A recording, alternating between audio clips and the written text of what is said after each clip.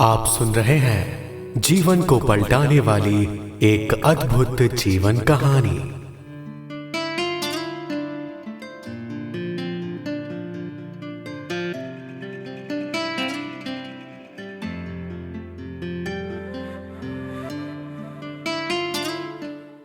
भाग 13। विद्यार्थी जीवन और ईश्वरीय पढ़ाई का कार्य भी ठीक पहले की तरह ही चलता रहा। अपनी बसों में सवार होकर वैसे ही प्रतिदिन क्लिफ्टन पर सागर के किनारे सैर करने जाते थे। कुछ समय ही लोगों ने झंझट और झगड़ा करने की कोशिश की। आखिर जब उन्होंने देखा कि ये लोग टलने वाले नहीं हैं, इन्हें तो पक्की ईश्वरीय लगन लग गई है, तो वे थक कर वापस हैदराबाद चले गए। उन लोगों को परमपिता परमात्मा से वैर करने तथा अपना ही धन और समय व्यर्थ गंवाने के सिवा तो कुछ भी नहीं मिला था। उन्होंने सोचा कि एक दिन दादा का पैसा भी खर्च होते होते समाप्त हो जाएगा और तब ये सभी माताएं, बहनें और भाई वापस लौट जाएंगे। उन्हें यह क्या मालूम था कि यह सर्वशक्तिवान परमपिता परमात्मा द्वारा स्थापित किया हुआ ईश्वरीय विश्वविद्यालय है। यह किसी मनुष्य द्वारा स्थापित किया हुआ नहीं है।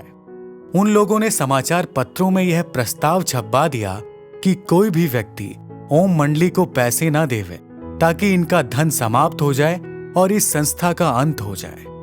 परंतु जिस ओम मंडली का आधार त्याग, तपस्या और ईश्वरीय निष्ठा था, उसका लोग कैसे अंत कर सकते थे? उसका कार्य अब शांतिपूर्वक और सुचारू रूप से चलने लगा। जिन कन्याओं को नाबालिग होने के कारण कोर्ट द्वारा उनके संबंधी ले गए थे, वे अब वापस आने लगी, क्योंकि उनके माता पिता ने देखा कि इनकी लगन तो अटूट तौर पर ईश्वर से लगी हुई है और ये सिनेमा, फैशन, मांसाहार, विकारी विवाह आदि के लिए तो हमारा प्रस्ताव मानती ही नहीं है। तो क्यों ना इन्हें जाने दिया जाए और जीवन को उच्च बनाने की शिक्षा लेने दी जाए।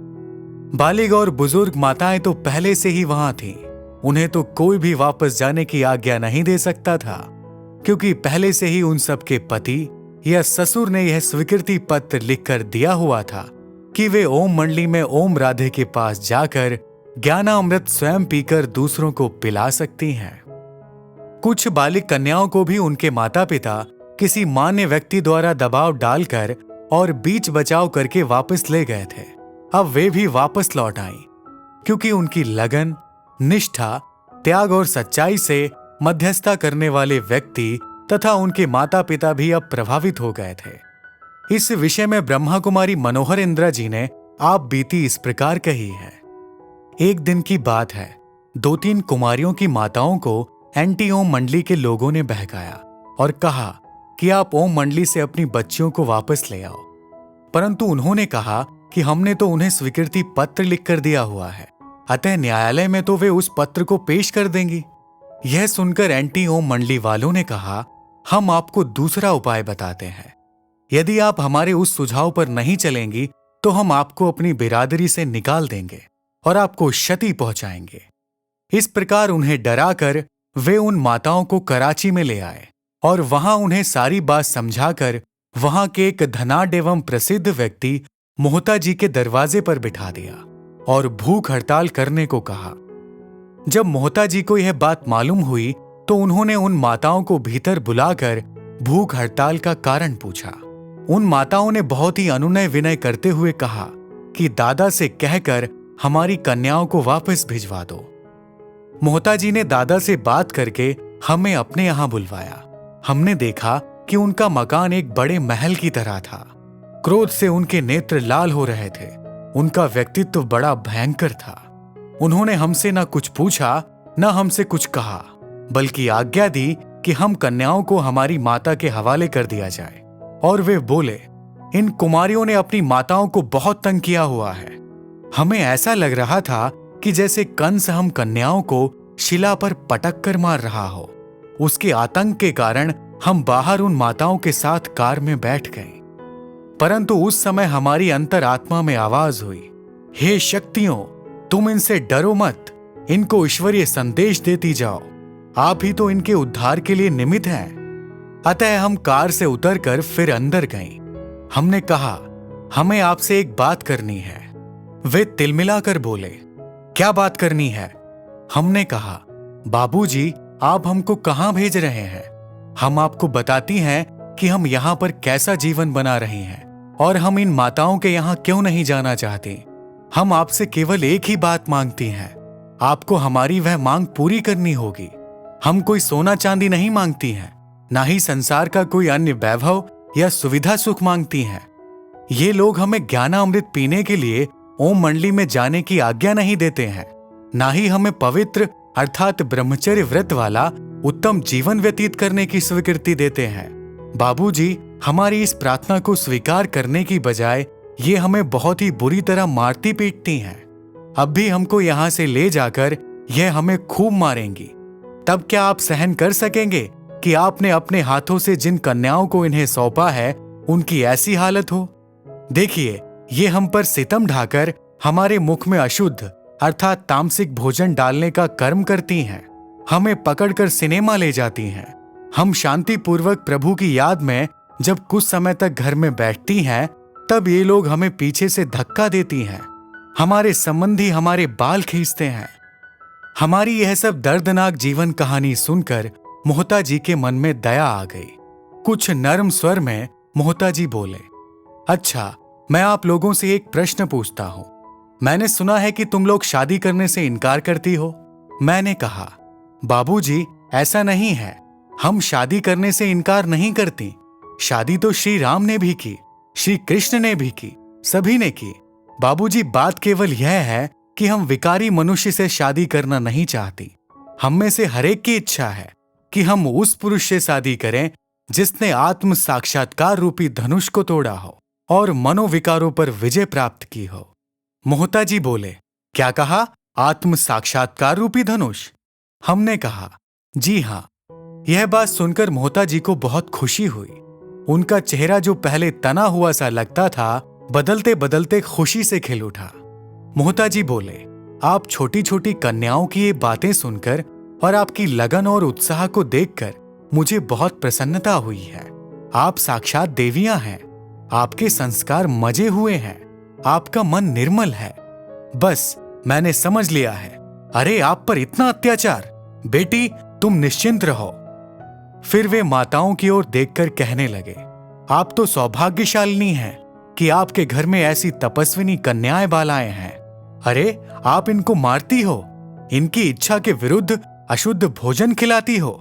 ये तो पावन पुत्रियां हैं, साक्षात देवियां हैं। खबरदार, अब इन पर कोई अत्याचार नहीं होना चाहिए। अब आप भले ही इन्हें अपने साथ ले जाइए, परंतु जब भी इनका जाने के लिए मन करे, इन्हें खुशी खुशी छुट्टी दे देना। ऐसा कहकर उन्होंने हमें छुट्टी दी। हमारी वे माताएं मन ही मन डर रही थीं कि हमारी असत्यता की कहीं पोल ना खुल जाए। उन्होंने मोहता जी से कहा था कि हमारी कन्याएं घर से भाग गई हैं, परंतु वास्तव में तो ऐसा था ही नहीं। हम तो उनकी स्वीकृति पत्र लेकर ही गई थी। उन माताओं ने तो लोगों के आतंक से डरकर और उनकी धमकियों से भयभीत होकर ही मोहता जी के घर पर भूख हड़ताल की थी।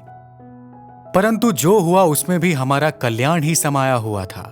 हम जब कराची से अपनी इन माताओं के साथ हैदराबाद में लौटी, तो हमने सोचा कि हमें जो ईश्वरीय ज्ञान बाबा ने दिया है, क्यों ना हम उस द्वारा अब इन माताओं का भी कल्याण करें। सेवा का यह अच्छा अवसर है। यह शुभ संकल्प करके हम जितने दिन वहां रहीं, हम उन्हें कुछ न कुछ ज्ञान सुनाती रहीं और घर के अन्य कार्यों में हम उन्हें पूरा सहयोग देती थी। आखिर वे माताएं हमारे प्रैक्टिकल जीवन से इतनी प्रभावित हुईं कि उन्होंने हमें खुशी से छुट्टी दी और कहा, बेटी, आप भले ही ब्रह्मा विद्या अथवा अविनाशी ज्ञान प्राप्त करके अपना भविष्य उज्जवल बनाओ। हम उनका शुभ आशीष लेकर कराची में वापस ज्ञान यज्ञ और ईश्वरीय विश्वविद्यालय लौट आई और वहां बोर्डिंग में रहने लगी। अब हम लोग निश्चिंत होकर ईश्वरीय विद्या पढ़ने लगी। अब लोगों की ओर से हमें कोई झंझट नहीं था। हम लोकलाज, निंदा, भय और आसुरी मर्यादा की परीक्षा को काफी हद तक पार कर चुकी थी। अब काफी संख्या में हिंदी, अंग्रेजी आदि भाषाओं में ईश्वरीय साहित्य को छपवा कर लोगों को दिया जाता था। देश भर के हजारों विशिष्ट व्यक्तियों को भी भेजा जाता रहा और इस दिस जस्टिस के नाम से भी एक पुस्तक छपवाकर सभी विशिष्ट व्यक्तियों के पास भेजी गई, ताकि उन्हें मालूम रहे कि कैसे दबाव, धमकी तथा पक्षपात के वश ओम मंडली से अन्याय किया गया। आज संसार में अन्याय है, इसीलिए तो किसी ने भगवान से कहा है कि छोड़ भी दे आकाश सिंहासन, इस धरती पर आ जा रे। और ऐसे ही समय के बारे में भगवान ने कहा है, यदा यदा हि धर्मस्य ग्लानिर्भवति भारत अभ्युत्थानम अधर्मस्य तदात्मानं सृजाम्यहम्। परंतु आज लोग तो जानते ही नहीं कि भगवान ही अवतरित होकर धर्म की पुनर्स्थापना कर रहे हैं। अब सभी ज्ञानाभिलाषी, पवित्रता प्रेमी माताएं, कन्याएं और भाई शांत वातावरण में पूरी तरह ईश्वरीय ज्ञान और अध्ययन में लग गए। उन्होंने अपने जीवन में अपार आत्मिक सुख का अनुभव किया। अब उनका मनवा यह गीत गाता होगा, आज हमें सब बेहद भाता, आज हमारा है मन हर्षाता। ज्ञान से त्रिलोकी देखी अति सुंदर, ज्ञान से देखी लीला अति सुंदर। क्या आनंद है आता, क्या आनंद है आता, आज मुझे सब बेहद भाता।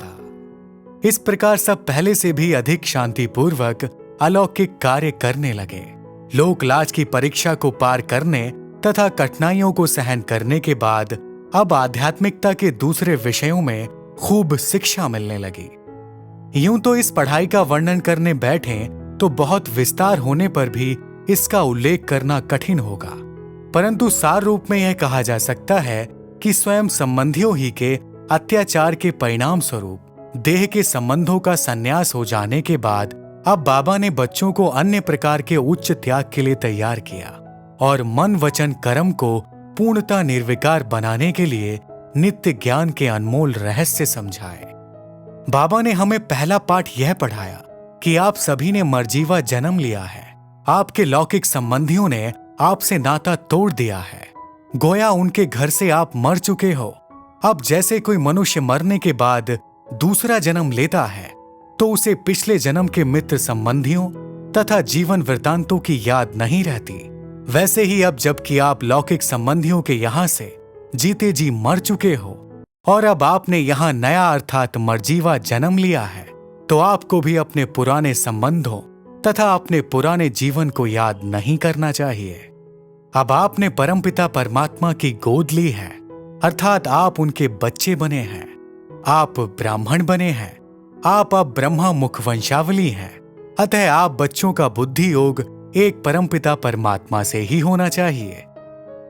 अगर आपकी बुद्धि में दैहिक संबंधों की याद आती रहेगी और मन में ईश्वरीय नाते की विस्मृति होती रहेगी, तो आप ईश्वरीय जन्म सिद्ध अधिकार प्राप्त नहीं कर सकोगे, अर्थात आप स्वर्ग का स्वराज्य प्राप्त नहीं कर सकोगे।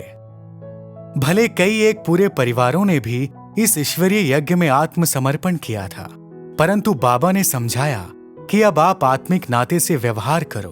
अब आप सभी प्रभु वत्स अथवा यज्ञ वत्स हैं। अतः यहाँ जो माता पिता हैं, उन्हें अपने लौकिक बच्चों की यह चिंता नहीं करनी चाहिए कि उन्हें खाना और वस्त्र आदि ठीक मिल रहे हैं या नहीं।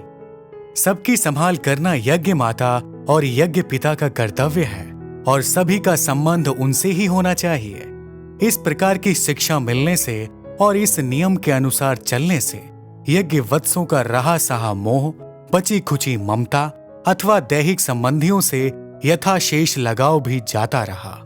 अब सभी का परस्पर आत्मा भाई भाई का अथवा भाई बहन का ही पवित्र और शुद्ध स्नेह युक्त नाता रहा। बाकी सभी नाते परमपिता परमात्मा से ही जुट गए और वे यज्ञ माता तथा यज्ञ पिता के ही आदेश निर्देश और ईश्वरीय नियम के अनुसार चलने लगे। दूसरी ओर बाबा ने हमें कर्मेंद्रियों के विषय में चिंतन और उनमें आसक्ति के त्याग की शिक्षा दी। बाबा ने कहा, बच्चे, अब आप वत्सों को कर्मेंद्रियों पर भी काबू पाना है। पुराने संस्कारों के कारण आपके मन में तो कई बार अशुद्ध संकल्प उत्पन्न होंगे।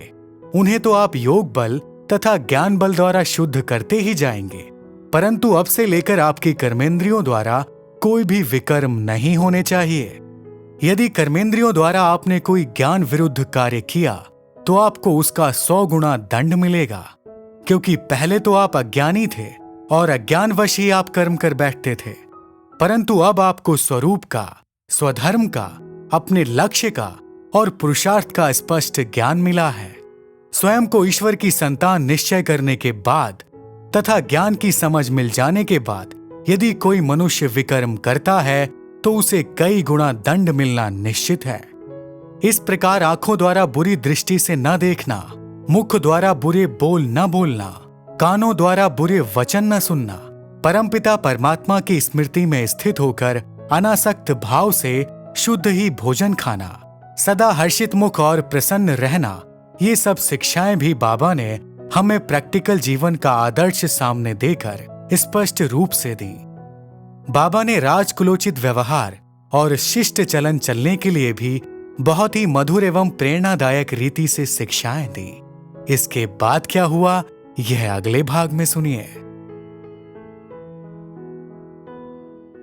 इस वीडियो से संबंधित अधिक जानकारी प्राप्त करने के लिए और निशुल्क राजयोगा मेडिटेशन सीखने के लिए आप नीचे दिए गए नंबर्स पर हमें संपर्क कर सकते हैं।